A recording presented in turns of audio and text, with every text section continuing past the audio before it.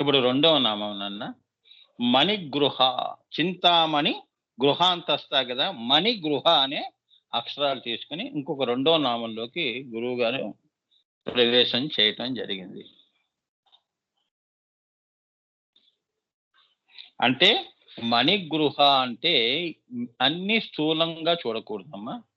ఇప్పుడు ఈ మణిగృహలో స్థూల దృష్టి తీసేస్తున్నారు, అలానే సూక్ష్మ దృష్టి తీసేస్తున్నారు, అలానే సూక్ష్మతమము ప్రాణముతో చేసేది కూడా తీసేసి ఆయన ఏం చేస్తున్నాడు, సృష్టికి కావలసిన మూలకము అంటే మూల పదార్థం ఏదైతే ఉందో నాదము, నాద తనుమనిషం అని మనం అంటామే, ఆ నాదము దగ్గర చెప్తున్నాడు ఇప్పుడు.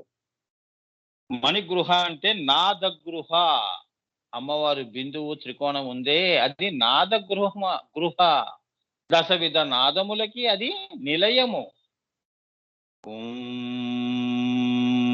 అంటూ ఆమె ఈ సృష్టి చేసి నాదము నుంచి స్థూల సృష్టి వచ్చినది అని. అది నాదగృహ. నాదము ఉన్నది అంటే అక్కడ మంత్రము ఉంటుంది. ఓం శ్రీం అని అంటున్నాంగా, అది మంత్రము. శ్రీం అని మూడో కన్ను దగ్గర అమ్మవారి యొక్క శ్రీచక్రంలో ఉన్న బిందువుని పెట్టుకొని దాన్నే చూస్తూ శ్రీం అని అంటున్నాం. అప్పుడు ఏమైంది అది? నాదోపాసన చేసావు, మంత్రోపాసన చేసావుగా, మంత్ర సాధన కూడా చేసావుగా. అలానే మంత్రగృహము, ఆ ఇంటిని కూడా నువ్వు దృష్టిలో పెట్టుకుని చేస్తున్నావు, అందులో ఉండి చేస్తున్నావు. అది నాదగృహ, మంత్రగృహ. అలానే మంత్రగృహ, నాదగృహ, నాదగృహము అన్నీ కూడా శ్రీచక్రమే. ఏ నాదం నువ్వు పలుకుతున్నావో ఇక్కడ అంటే 14 లోకాల్లో మన దగ్గర ఇక్కడే సంగీతం ఉందని కాదు అమ్మా. యక్షులు, కిన్నెరులు, కింపురుషులు వీళ్ళందరూ కూడా సూక్ష్మంలో కూడా నాదోపాసన చేసే మహానుభావులు వీళ్ళంతా కూడా. వీళ్ళందరికంటే పైన మళ్ళీ నారద మహర్షులు అటువంటి మహానుభావులు.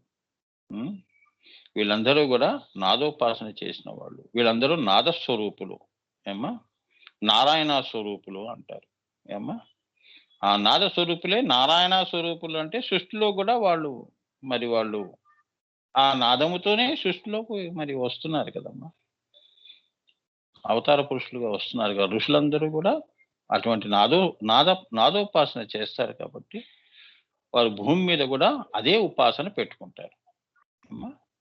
ఇది రహస్యం. అందుకే సంగీతం అనేది అందరికీ అబ్బదు.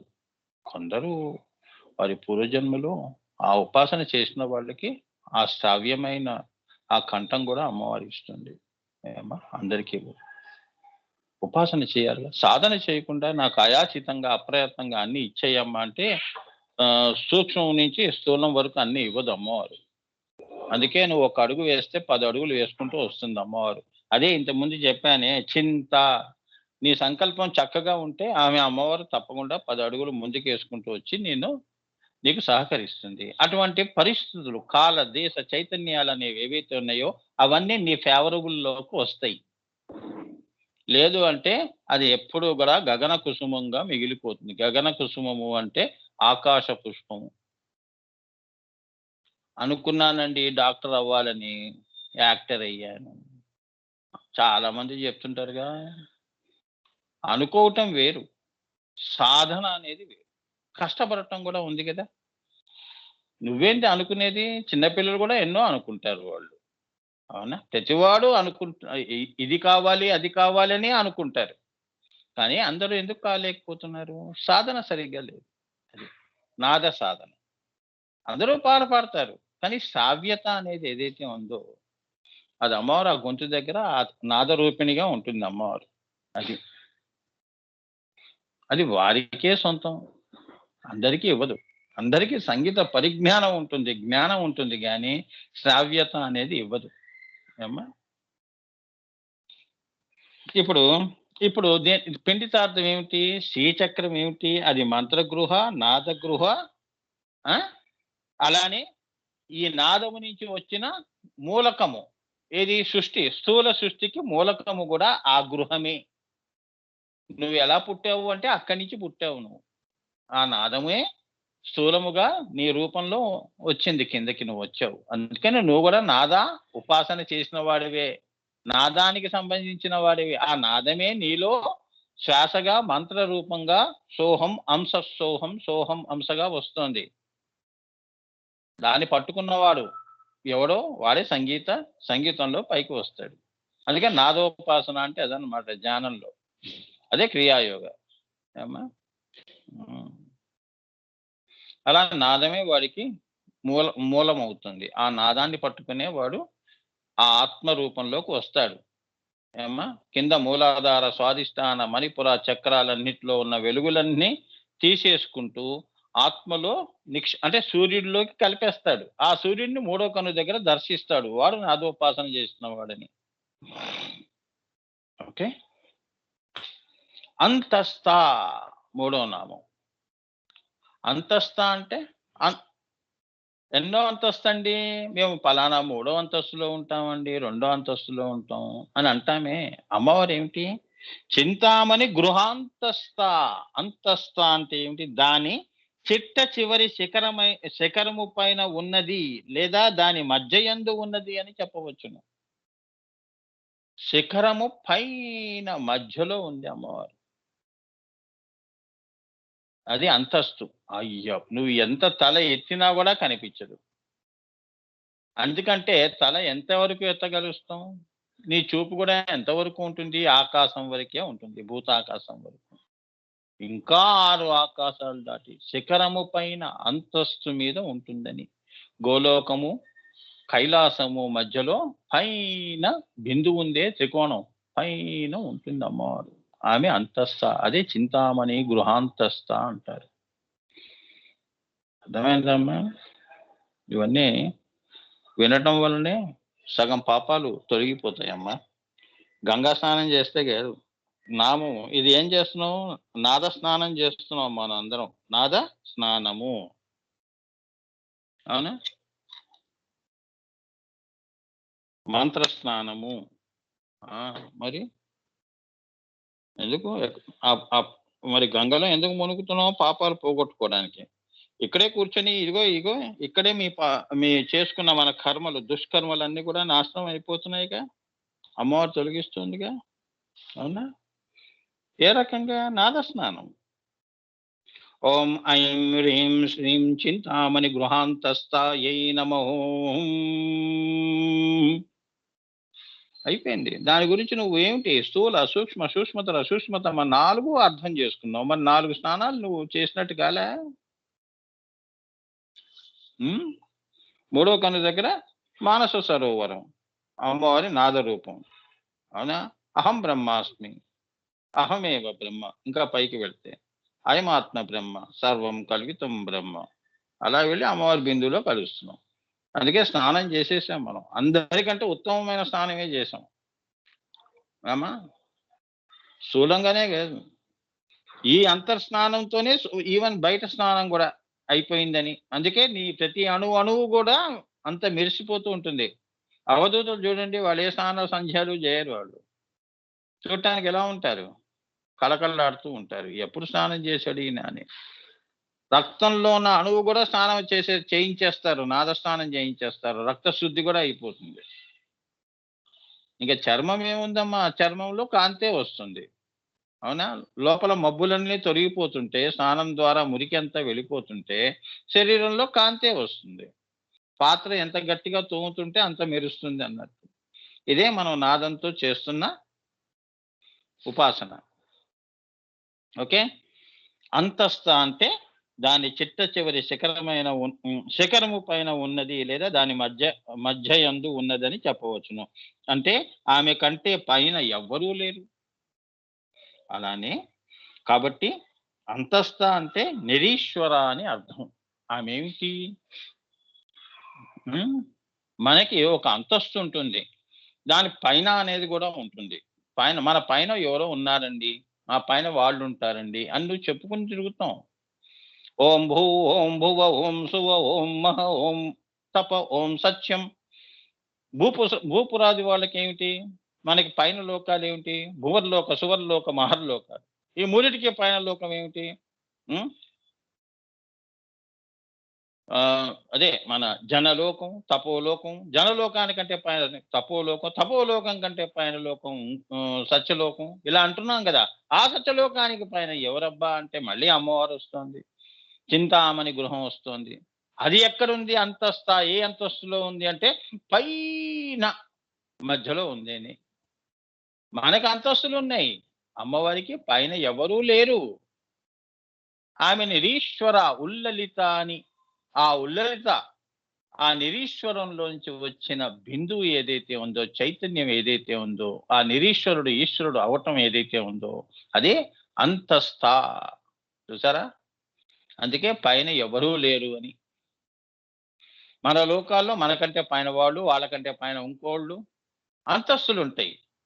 జీవితంలో కూడా బాల్యావస్థ, యవ్వనావస్థ, కౌమారావస్థ, ప్రౌఢావస్థ, వృద్ధాప్యం, మృత్యువు, ఇలా అంతస్తులు ఉన్నాయి. లోకాలను బట్టి, లోక ధర్మాలను బట్టి. అమ్మా, ఇది కర్మభూమి. ఇక్కడ శరీరం వదిలేసిన తర్వాత నువ్వు చేసుకున్న పనులు ఏవైతే ఉంటాయో అవి నిన్ను ఇంకో అంతస్తులోకి తీసుకెళ్తాయా అనేది ఆ పనులను బట్టి ఉంటుంది. అదే స్వర్గము నరకము అంట. ఓం భూ అనే మళ్ళీ శక్తిమయ కేంద్రంలోకి నువ్వు వెళ్తావు. శక్తిమయ కేంద్రం అంటే ఇక్కడ శరీరం ఉండదు, కానీ శక్తి రూపంలో తిరుగుతూ ఉంటావు.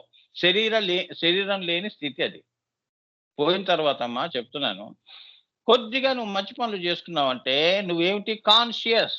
శక్తిమయ కేంద్రం నుంచి అమ్మవారి యొక్క కాన్షియస్ బుద్ధిమయ లోకంలో నిన్ను ప్రవేశపెడతారు. అదే ఓం భూ. ఇక్కడి నుంచి నీకేంటంటే ఓం భూ, ఓం భువ, ఓం సువ. అదే రుద్రలోకము, వసులోకము, రుద్రలోకము, ఆదిత్య లోకంలో దాకా నువ్వు. అందుకే ఆదిత్య హృదయం చదవండి, ఆదిత్యుణ్ణి కొలవండి. సూర్యుడే మనందరికీ కూడా ప్రత్యక్ష దైవము అని ఎందుకు అన్నారంటే, సాక్షాత్ శ్రీరాముడికి కూడా ఆదిత్య హృదయాన్నే వారు గురువులు. ఎందుకు మరి అతనికి కౌసల్య సుప్రజారామ అని ఎందుకు చెప్పాడు? ఆయన సూర్య నమస్కారం చేసుకో, నీ కర్తవ్యం నువ్వు చెయ్యి అని గుర్తు చేస్తున్నారు. నీకు కనిపించే దైవం అమ్మవారి కాంతి ముద్ద అది. అదే సూర్యుడు అంటారు. దానికి నమస్కారం చేసుకోవాలి. దేవుడు లేడు ఉన్నాడా లేడా అంటే మరి సూర్యుడు ఏమిటి? ఇక్కడ దేవుడు కనిపిస్తూ కూడా మనం ఏంటంటే దేవుడు లేడు అని వాదిస్తుంటాం. ఎంతకంటే అజ్ఞానం ఏముందమ్మా? సూర్యుడు ఉన్నాడు కాబట్టి నువ్వు ఈ మాట అనగలిచావు, దేవుడు ఉన్నాడా లేడా అని. ఆ సూర్యుడే లేకపోతే నువ్వెక్కడున్నావు? ఈ ప్రశ్న లేదు, నువ్వు లేదు. అందుకే ఆదిత్య హృదయము.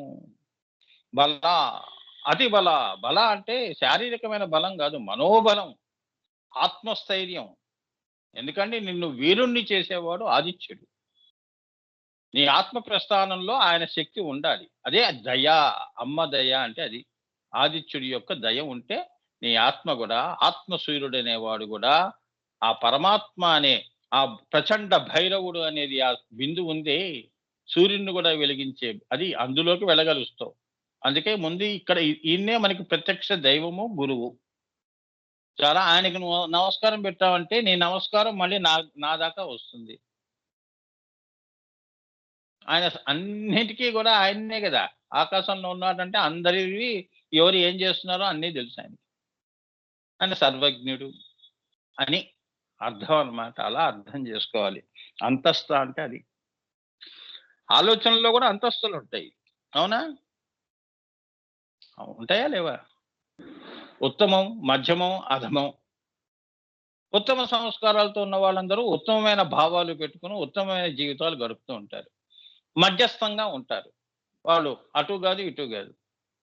అలా జీవితాలు గడిపే వాళ్ళు కొందరు, అధములు కొందరు ఉంటారు. పైన రెండు ఉండవు. అధో జీవితం, అధమమైన జీవితం, ఏ రోజుకి ఆ రోజు. అంటే విచక్షణ లేకుండా తన వరకు ఆలోచన చేసుకుని బతికే వాళ్ళు ఎవరైతే ఉంటారో అధములు. ఇవే కర్మలమ్మా. ఉత్తమమైన కర్మ, మధ్యమమైన కర్మ, అధమమైన కర్మలు చేస్తే ఇవే నీకు ఫలితాలుగా ఇస్తుంది అమ్మవారని ఇక్కడ చెప్తున్నారు. అంతస్థ అంటే అది. ఆ లోకాల్లో నువ్వు వెళ్తావు. నువ్వు చేసుకున్న పుణ్యాన్ని, నువ్వు చేసుకున్న కర్మల్ని బట్టి నువ్వు పై లోకాలు ఇప్పుడు చెప్పాను గదా! అంతరిక్షము, ఆ! వసులోకము, ఓం భూ, ఓం భువ, ఓం సువ, ఓం మహ ఎక్కడ నిన్ను ఉంచాలో అవి నిర్ణయిస్తాయి. ఆ లోకంలోకే వెళ్తావు. అంతేగాని ఇంకో లోకంలోకి ఇక్కడ కూర్చొని నేను స్వర్గంలో వెళ్ళాలంటే కుదరదు. ఇక్కడ కూర్చొని స్థూలంలో టికెట్ బుక్ చేసుకొని అమెరికాకి వెళ్ళొచ్చు గానీ, లోకాల్లోకి వెళ్ళలేము. ఓకే. అర్థమవుతుందమ్మా? అంతస్తు అంటే అది. అందుకే అంతస్తులు పెంచుకోవటం అంటే ఆస్తులు పెంచుకోమని కాదు. ఆలోచనల్ని, గొప్ప ఆలోచనల్ని మనం మనం ఇవాళ ఈ విషయాలు మాట్లాడుకుంటున్నాం అమ్మవారి. ఇది ఉత్తమ అంతస్తు. ఉత్తమమైన ఆలోచన, ఉత్తమమైన కర్త, కర్మ, క్రియ. అమ్మవారి పనులే ఉంటాయి ఉత్తమంలో. అధమంలో ఉండవుగా. హ్మ్. అందుకే వాళ్ళు ఉత్తమమైన జీవితాన్ని గడిపారండి. పుణ్యాత్ములు అని లోకంలో గుర్తించబడతారు. లేదు అంటే ఏదో పుట్టారు, బతికారు, పోయారండి. కష్టంలో పుట్టారు, కష్టంలోనే పాపం బతికారు. మధ్యమం, మధ్యస్థ, అధమం అన్నీ పక్క వాళ్ళకి హాని చేయటం, పక్క వాళ్ళకి నరఘోష, నరదిష్టి, వాళ్ళు గొప్పగా ఉన్నారని ఏడవటం, ఈర్ష్య, ద్వేషాలు, రాగద్వేషాలు పెట్టుకొని బతికే వాళ్ళు పూజలు ఎన్ని చేసినా కూడా అదే వాళ్ళకి శాపంగానే ఉంటుంది. పూజలేం పెద్ద ఫలించవు. ఏమ్మా, పూజ ఎందుకు చేస్తున్నావు? నీలో దుర్గుణాలని తొలగించటం. దుర్గా అంటే ఏమిటి? దుర్గా అమ్మవారు పూజ చేసుకుంటూ చేసేవన్నీ ఏదో పనులంటే, ముందు అమ్మవారి దేన్ని నువ్వు చేసే చెడు పనుల్లో ఏ అంతరాయం కలగకుండా వరం ఇవ్వాలా? నీలో చెడు తొలగించకూడదా? అమ్మ, నాలో ఏమన్నా దుర్గా చెడు ఆలోచనలు, రాగద్వేషాలు, ఈ శరీరంతో చేసేవి నా మనసుని సంస్కరించి మనసుని అమనస్కం వైపు నడిపించు తల్లి. ఆ యొక్క దుర్గమమైనది నాతో కావట్లేదు, నా శక్తి సరిపోవట్లేదు, నీ దుర్గా శక్తియే కావాలి. అది తొలగించి నన్ను ఉత్తమమైన జీవితాన్ని, ఉత్తమమైన మార్గంలో, తమసోమా జ్యోతిర్గమయ్య అనే మార్గంలో నన్ను నిలుపు తల్లి అని ప్రార్థించటం. దుర్గా అమ్మవారంటే అది. నిన్ను నువ్వు సంస్కరించుకునేవి కోరుకో. అంతేగాని చెడు పనులు చేస్తూ నాకు వాడు ఇలా ఉండాలి, నేనేదనుకుంటే అది జరగాలని అమ్మవారిని ప్రార్థించడం కాదు. అందుకే అమ్మవారు కొన్ని కోరికలే తీరుస్తుంది, అన్ని కోరికలు తీర్చదు అంటే ఇదే కారణం. నీ సంస్కారాన్ని బట్టి నీ కోరిక, నీ కోరికను బట్టి నీ ఫలం. అర్థమైందా? చిన్నపిల్లాడు చాక్లెట్ అడిగాడంటే అర్థం ఉంది. అడగకుండానే మనం ఇస్తాం. అదే అమ్మవారు అడగకుండా ఇవ్వటం అంటే అది. అయ్యో పిల్లలండి పాపం, చాక్లెట్ తెప్పించండి, స్వీట్లు తెప్పించండి, పిల్లలు ఉన్నారు మీ ఇంట్లో అని మనం వాళ్ళ ఇంటికి వెళ్ళినప్పుడు తెప్పిస్తాం కదా డబ్బులు ఇచ్చి. వాళ్ళు అడగలేదు, ఆడుకుంటున్నారు వాళ్ళు. సో అంతస్థ అంటే అది. అంతస్తులు అంటే నీవు ఆలోచనలు చేస్తున్నప్పుడు నీకే తెలిసిపోతుందమ్మా. ఒకరు చెప్పేది ఏముంది? నువ్వు ఏ అంతస్తులో, నువ్వు నీ క్యారెక్టర్ గురించి, నీ గురించి ఒకరు చెప్పేది ఏందమ్మా? నీ జాతకం వారికి ఇచ్చి పంపించిందే అమ్మవారు. నీ డెస్టినీ అంతా పక్కవారు చెప్తే నీ డెస్టినీయా? నీకు ఒక డెస్టినీ నీకు ఇచ్చాను కదా! అలానే వెళ్ళు అంటుంది. ఆలోచన చింత చెయ్యి అంటుంది అమ్మవారు. అంతేగాని ఒకడు చెప్పేదేముందమ్మా? వాడు చెప్పేదేంది, వీడు చెప్పేదేంది? ఈ ఆలోచనలు మానుకోవాలి. అలా అని చెప్పేసి గురువుగారు చెప్పారు కదా అని రావణాసురుడి ఆలోచనలు చేయమని కాదు. రాముడి లక్షణాలతో కూడుకున్నవి. చింత అంటే ఈ యొక్క శ్రీ విద్యని చింత చేయటం అంటే ఇటువంటి మంచి మనస్సు. అమ్మవారు మనస్విని. ఆ మనసు పెట్టుకొని నువ్వు ఆలోచన చెయ్యి. 10 మందికి నేను ఈ పని చేస్తే 10 మందికి ఎంత మేలు జరుగుతుందనే పనులు చెయ్యి. ఆ రకంగా జీవితానికి ఒక పరమార్థం వెతుక్కో. అంతేగాని వాడు ఇలా ఉండమన్నాడు, వాడు అలా ఉండమన్నాడు, వాడు చూస్తే భయం, ఇవన్నీ వద్దు. ఈ భయాలు అనవసరం. వాళ్ళు కాదు నీకు చివరిదాకా వచ్చేది. ఆ అమ్మవారు గురువుల యొక్క కృపే ఉంటుంది.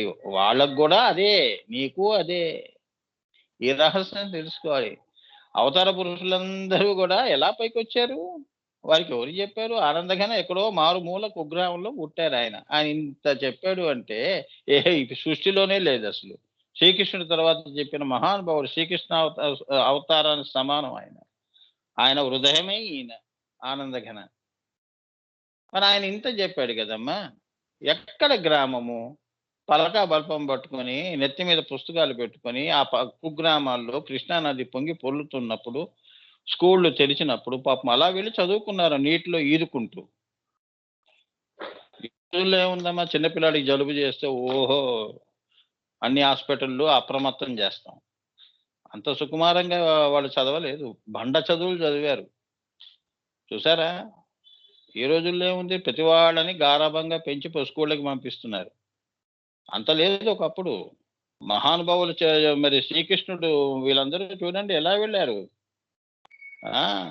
సాందీపముని గురువు, అక్కడే కుచేలుడు వీళ్ళంతా ఉన్నారు. వాళ్ళందరూ అలా నేర్చుకున్నారు. ఆశ్రమాల్లో కింద కూర్చొని ఫ్యాన్లు, ఏసీలు, కంప్యూటర్లు పెట్టుకొని నేర్చుకోలేదు.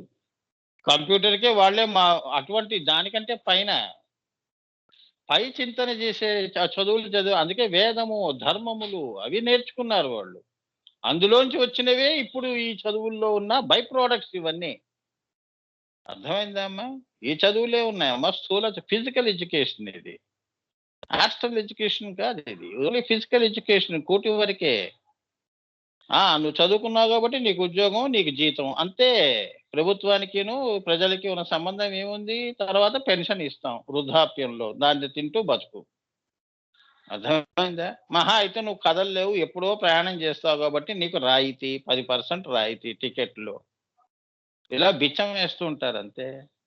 ఇది ఇంతవరకే పనిచేస్తుంది ఫిజికల్ ఎడ్యుకేషన్స్. మరి బ్రహ్మ విద్య ఇప్పుడు నేను చెప్పేవన్నీ దేనికి?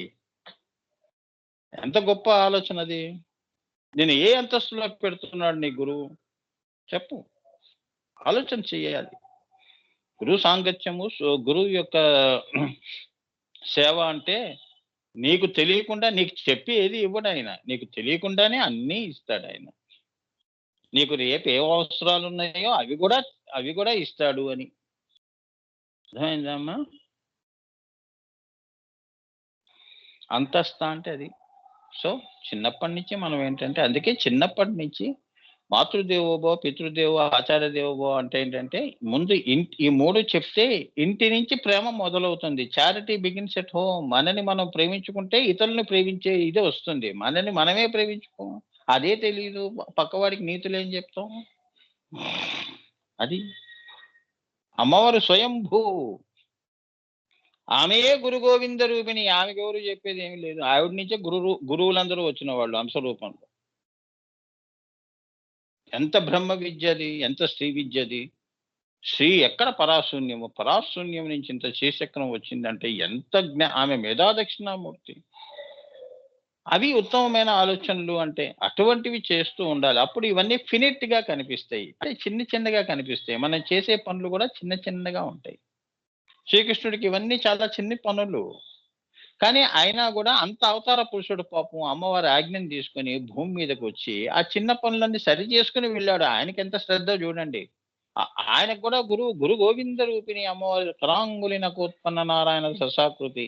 రాముడు కూడా అంతే. దశావతారాలు గాని ఈ గురువులు గాని అమ్మవారి యొక్క అంశరూపాలు కాబట్టి అమ్మవారి ఆజ్ఞను తీసుకుని వాళ్ళందరూ భూమి మీదకి వచ్చి నీకు మనందరికీ కూడా గురువే శుశ్రూష చేస్తున్నాడు. శిష్యులు ఏం చేయట్లేదు.